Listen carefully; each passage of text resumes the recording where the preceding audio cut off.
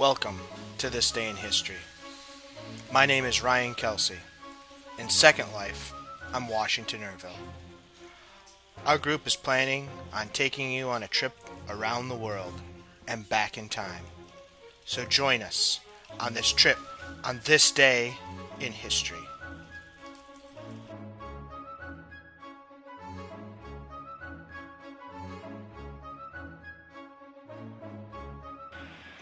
This day in history, April 15th, 1452, Leonardo da Vinci was born.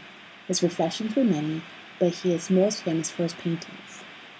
My avatar, Kier Caramel, is visiting the Classic Paintings Art Gallery Museum, looking for Da Vinci's famous artwork.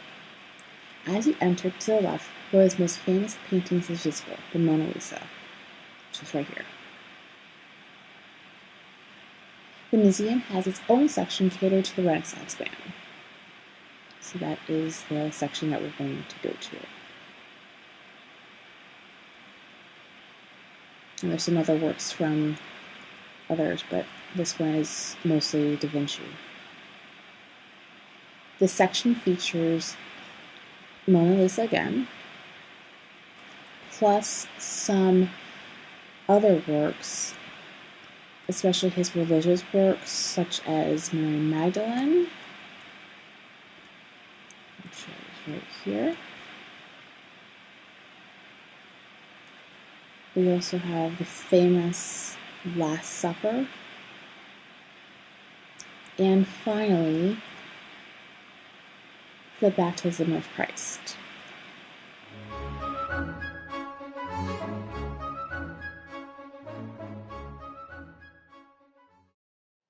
Hi, this is Scott Byrd, or Scott Guardian in Second Life. April 15th, 1865.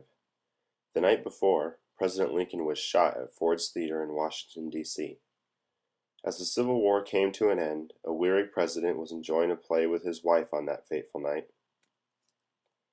A man by the name of John Wilkes Booth snuck up behind him and shot him point blank. This assassination will go down as one of the saddest days in history, as Abraham Lincoln was one of the United States' greatest presidents. He died this day, April 15th, and as I look around at all these pictures of this great man and leader, I realize this unexpected twist to history that this day brought on April 15th, 1865.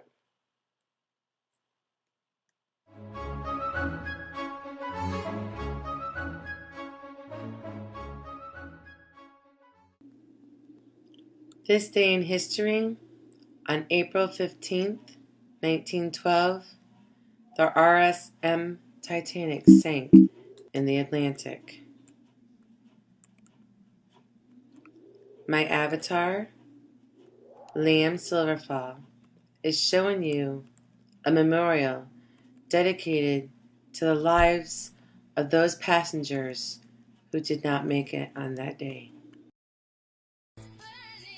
Welcome aboard the RMS Titanic.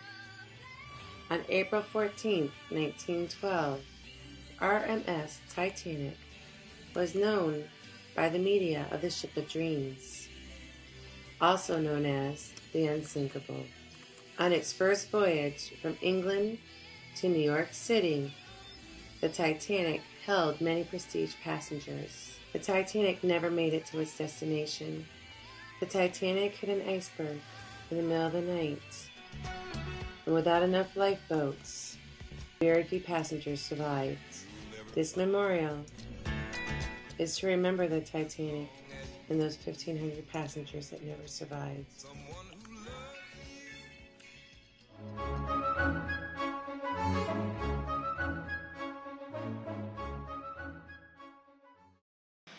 The Gestapo, Germany's secret police, ordered that on April 15, 1945 at 3 p.m. all prisoners be shot. Welcome. This is the United States Holocaust Museum. My name is Everett Jones.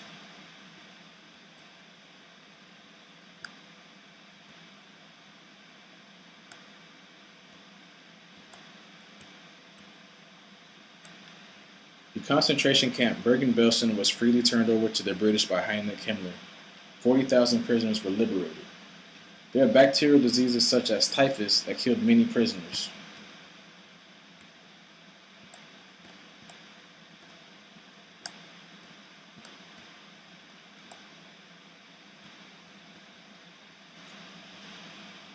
The symptoms were vomiting, headache, fever, and low blood pressure.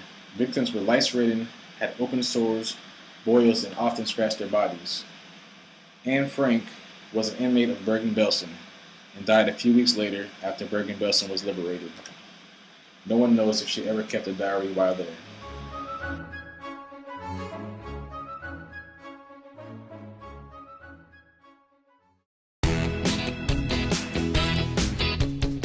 Welcome to the Silver King Grill.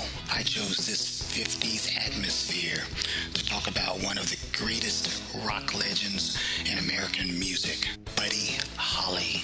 He was born in Lubbock, Texas in 1936. He died tragically in a plane crash along with the Ritchie Valens. Holly played the guitar of choice, a Fender Stratocaster, the world's most popular electric guitar. It was also preferred by Jimi Hendrix, Eric Clapton, Stevie Ray Vaughan, and Jeff Beck. Holly owned 3 Strats in his lifetime. They were all stolen. Strat number 1 was stolen in 1957. Strat number 2 was stolen on April 9th, 1958. And Strat number 3 was stolen on April 15th, 1958. This day in history.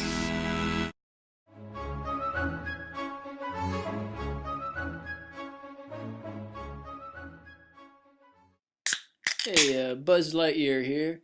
I'm going to tell you about a couple events that happened on April 15th, 1968. The Beach Boys canceled their tour. They were touring with Strawberry Alarm Clock and Buffalo Springfield, but because of the Martin Luther King Jr. assassination, many of the cities which they were scheduled to gig at were on fire or, just in chaos. On the other hand, the Grateful Dead extended their tour and played a free Love-In concert in Florida at Grayland Park for over 3,000 people. Well, that concludes my day in history. Kind of reminds me of my first date, but that's another story. Until the next time, peace, love, and rock and roll.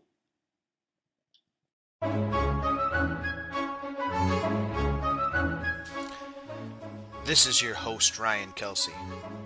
Thank you for spending time with us on this day in history, April